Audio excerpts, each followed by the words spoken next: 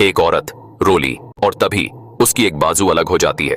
जब तक जमीन पर गिर न जाए, उसकी जिंदगी का इकलौता सहारा, उसकी छोटी सी प्यारी बेटी। एक दिन बेटी उससे छुपन छुपाई खेलते हुए अपने कमरे में चली जाती है, लेकिन जब रोली वहां पहुंचती है, वो मुड़ती है उसकी बेटी। लेकिन जैसे ही रोली उसके कंधे पर हाथ रखती है, वो लड़की लाल धुएं जैसी रेशमी पट्टी में बदल जाती है। कुछ भी नॉर्मल नहीं है। कभी बेटी स्टोर रूम में छुपी मिलती है, तो कभी आधी रात को दरवाजे खोलती बंद करती है।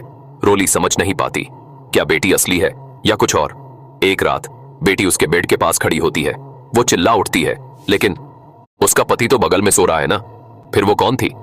अगले दिन वो एक तांत्रिक महिला बुलाती है, जो कहती है इस घर में कुछ सही नहीं है। ऊपर जाती है और देखती है कि बेटी किसी गुड़िया के साथ बैठी है।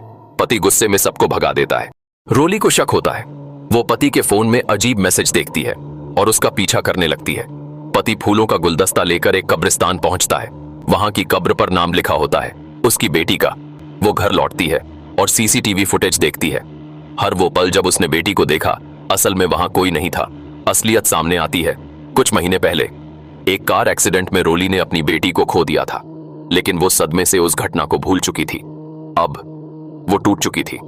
उसे लगता है उसका पति भी उसे धोखा दे रहा है। वो मदद मांगती है अपने सबसे करीबी दोस्त कार्टर से। उसका पति उन्हें साथ देख लेता है। घर लौटकर वो सब तोड़फोड़ करता है, बेटी के कमरे को भी बर्बाद कर देता है। अब रोली को लगता है हर कोई उसे धोखा दे रहा है। वो जंगल में जाती है, जहां लाल रेशमी पट्टी उसे घेर लेती है और वो बेहोश हो जाती है। जब होश आता है, वो पुलिस कस्टडी में होती है। पूछताछ शुरू होती है और सामने लाया जाता है कार्टर का फोटो, जो कई दिन से लापता है। वो सब कुछ भूल चुकी है। अब उसे एक झूठ डिटेक्टर मशीन से जोड़ा जाता है। जांच शुरू होती है। तभी सामने आता है एक आदमी, जो कहता है कि उसने कार्टर को आखिरी बार उसी के साथ देखा था। रोली का दिमाग अब बिखर चुका है। वो काउंसलिंग लेती है और थोड़ा थोड़ा सब याद आने लगता है। असल में रोली ने कार्टर को नहीं मारा था, लेकिन जो सच्चाई सामने आई वो और भी डरावनी थी।